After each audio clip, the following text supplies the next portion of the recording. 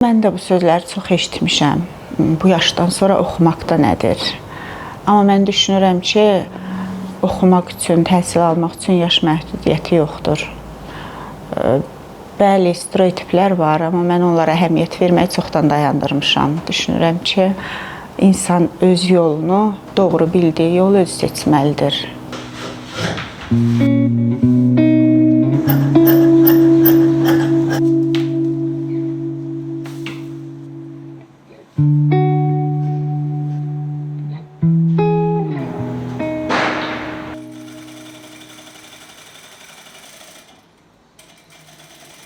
Mən Lamiyə Qəribovayam, konstruktor, dərzi modeliyirəm. 2 il yarım Modus kollecində təhsil almışam. Geyim istehsalı üzrə hal-hazırda Rustavidə öz atelyemi qurmuşam.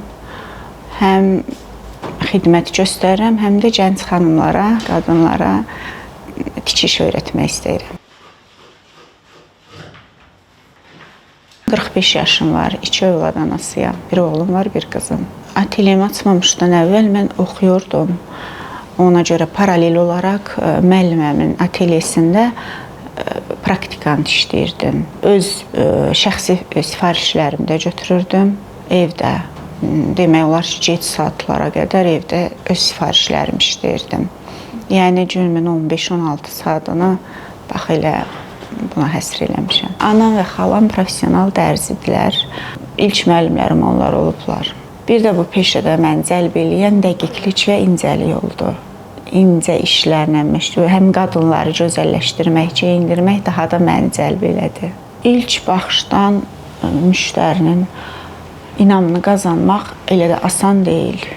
Amma sonra zamanla əl işlərimi öyrənəndən sonra gördülər, müştərilərim mənə güvənməyə başladılar. Bəzən elə olur ki, parça hazırdır, biçilmiş vəziyyətdə və sən onu primerkaya hazırlayıbsan, müştəri dəyişib başqa model eləmək istəyir. O zaman çətinliklərlə qarşılaşırıq. Onda başa salmağa çalışıram səbirlə ki, yəni, nə dərəcədə olar, nə dərəcədə mümkün deyil. Bəzən bir də onu 5 saata tikirəm, bəzən olur 15 saata. Son illər insanlar daha fərdi və modern tikiliş istəyirlər. Bir də sosial şəbəkələrin təsiri ilə xüsusi modellərə artıq maraq artıb. Milli geyimlərə, Azərbaycan və Gürcü mədəniyyətinə aid olan libaslara da çox önəm verirlər. Məni ən çox motivasiya edən şey müştərinin geyinib və tam istədiyim kimi oldu deməsidir. Tikdiyim geyimləri festivallarda, jurnallarda, layihələrdə görəndə bu məni çox sevindirir və motivasiya edir. Mən də özümü inkişaf elətdirmək istəyirdim, işimdə peşəkar olmaq istəyirdim ki, bunu da başardım.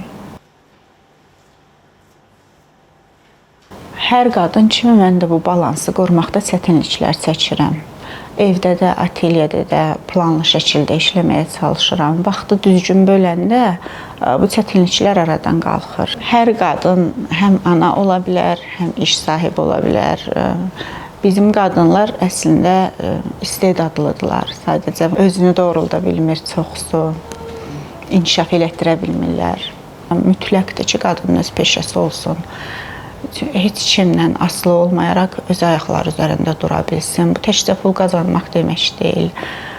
Qadının şəxsiyyət hissi verir, özünə güvən hissini verir. İşimi daha çox böyütmək istəyirəm.